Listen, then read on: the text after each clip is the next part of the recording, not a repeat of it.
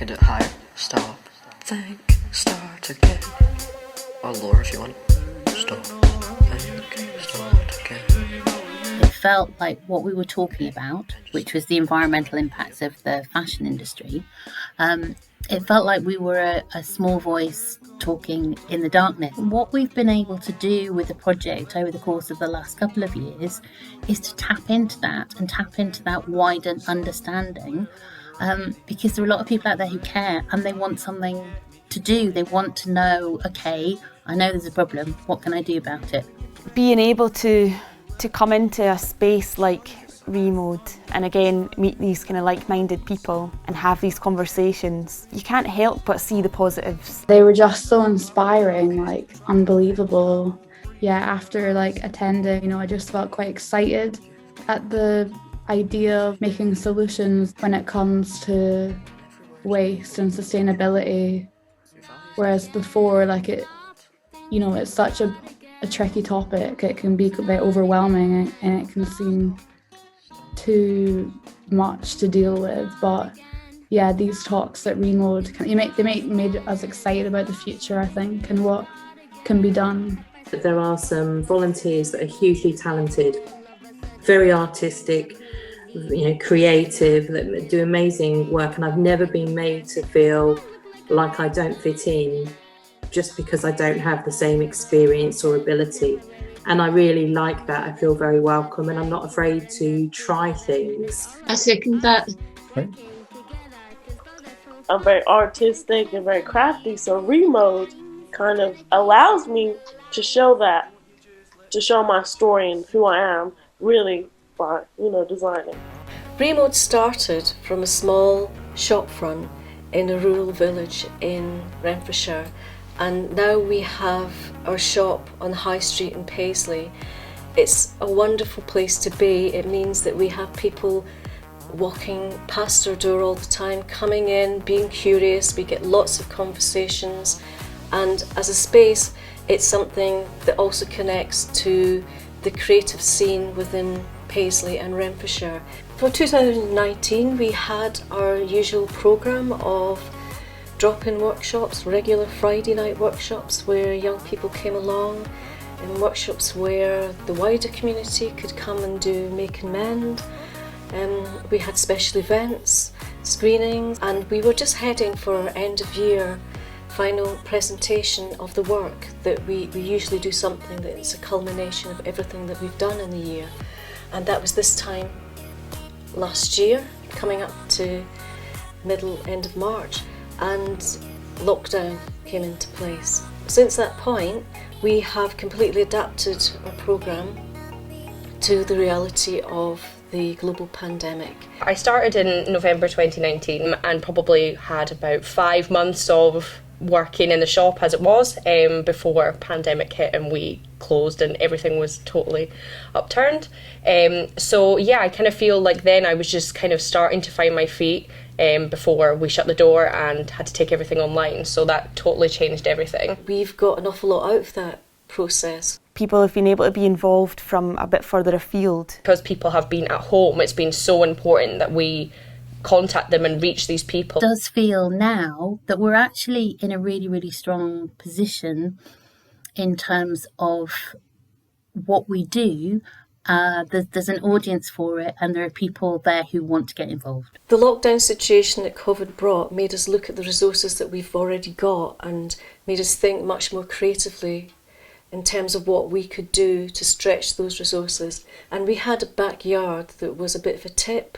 We had a couple of young volunteers who cleared that out and helped to create a space in which we could run outdoor workshops. And our first pop at that was to run silkscreen printing workshop. The outdoor workshops, they took place in October when restrictions were loosened just enough that we were allowed to have people outside. We had to socially distance, but we were doing something hands-on, we were moving around and we were outdoors. It was the one and only time this last year that we've actually had our volunteers physically in the shop.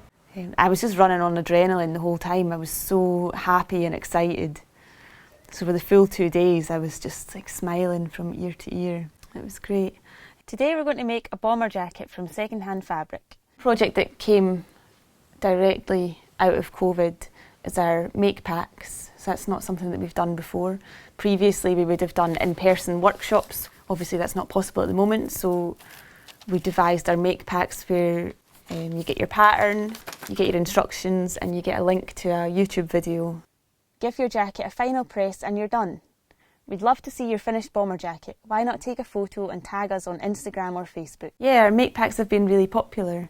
I know they've gone kind of far and wide, and we've had a bit of feedback, people tagging us on Instagram and stuff as they're sewing, which is always really exciting to see. So even although they're not seeing us face to face, they can still approach us, ask us questions, interact with us. So yeah, I've really enjoyed that. I feel like we've been able to bring a lot of different people together. We also made up particular packs that we sent out to designers who had a particular focus on sustainable making.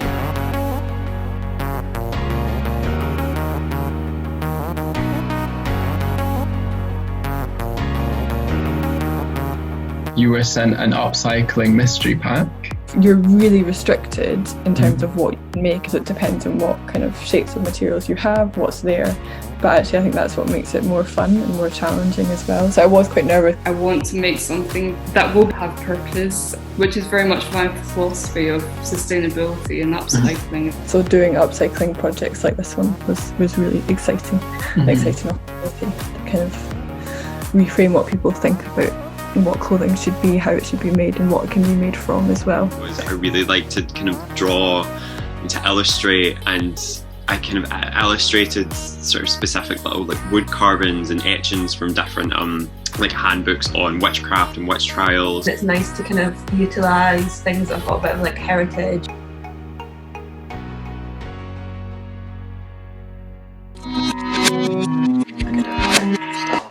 We were really pleased when Stop Start won not just first prize for animation, but for the overall film of the Scottish Youth Film Festival in 2020. That was a real achievement, and it was something that the participants who were involved were able to draw a sense of achievement from.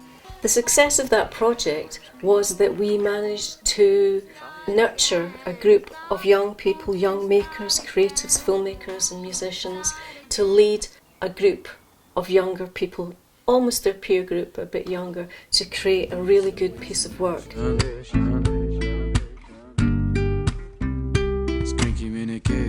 And we've built on that. The next project that we did was called Isolation, and the group looked at the feeling of wanting to move on and to take note of what's happened here and move on to something better. I would 100% love to do this again in any shape or form, really.